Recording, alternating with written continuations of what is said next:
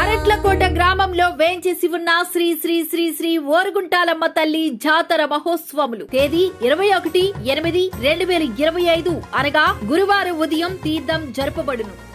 సాయంత్రం జాతర మహోత్సవములు గురువారం తెల్లవారుజామున 3 గంటల నుండి పూజా కార్యక్రమాలు జరుగును. మరుసటి రోజు 22/8/2025 అనగా శుక్రవారం ఉదయం వరకు జాతర జరుగును.